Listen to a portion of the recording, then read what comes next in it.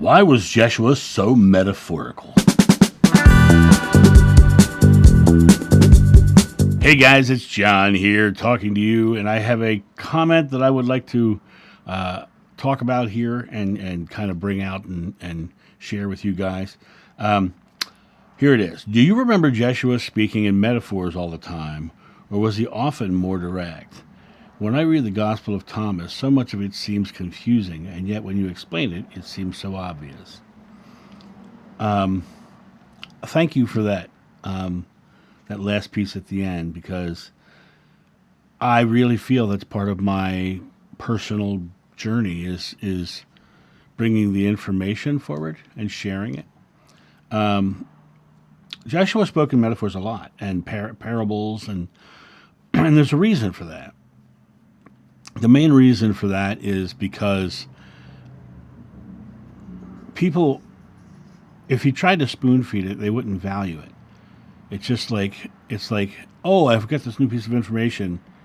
But when someone makes a leap of understanding through a story, through a metaphor, through a parable, that leap of understanding itself is literally them taking it into their being. You know, when someone makes their own leap of understanding, they understand. But when someone just says it flat out without giving you a journey to go through, it's often more missed because the clarity of the thought is so exposed. It's just not taken as an example. So let me give you an example of this. So psychiatrists, okay, psychiatrists who are treating patients, they don't like doing pro bono work, and the reason is not because of the money. It's because pro bono work is less effective because people aren't putting the value in the work. You know, statistically, pro bono work is less effective than people who have paid money because they have now put value in what they're doing, and that belief that they are paying money for the value that they are getting in return. Okay, so in that regard, the same thing with metaphors and parables. People value something they discover for themselves more than if someone just says it. And so by literally leading them to the information and having them find it, it is more valuable. The funniest jokes are always the one where the comedian leads the audience to the punchline and the audience finds the punchline themselves. That's always the funniest style of joke because the audience is right there and they're in the moment and they're experiencing this, and that's the funniest joke. But he didn't spoon feed the punchline.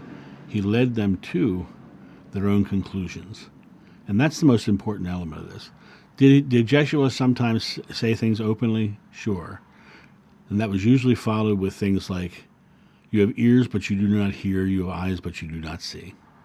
Because people were not taking what he was saying and embodying it.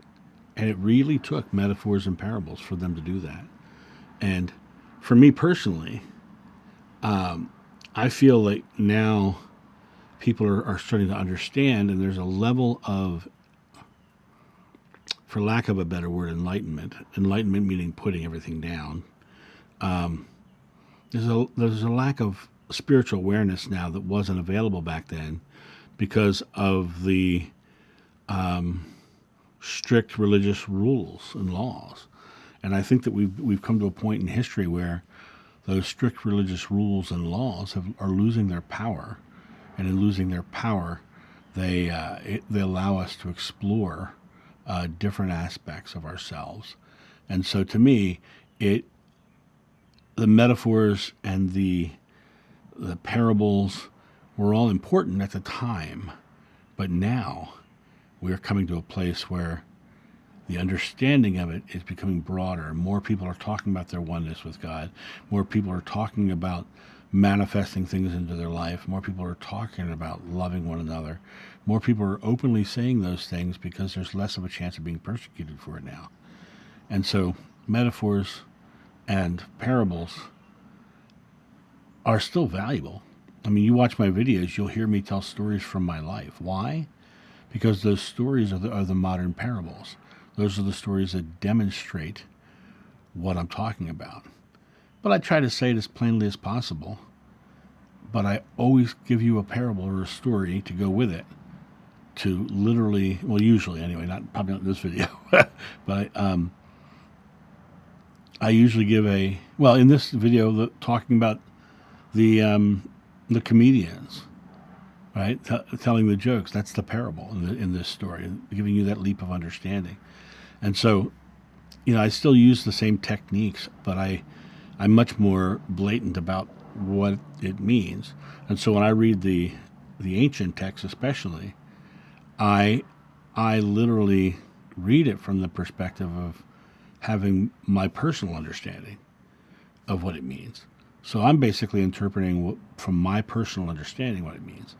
And so it really comes down to you making your own choices, if I'm right or not.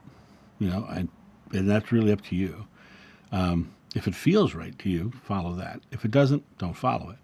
But it all comes down to you making your own leap of understanding to come to the place of going, oh, I get it now. I get it now. So that's my thought on this. You guys have a great day, and I'll talk to you soon. See ya. Bye. Thank you so much for watching. The John of New channel is solely funded by your generous donations and purchases of private readings and merchandise. To help out, go to johnofnew.com or use the donation link in the description below. Don't forget to like, subscribe, and share.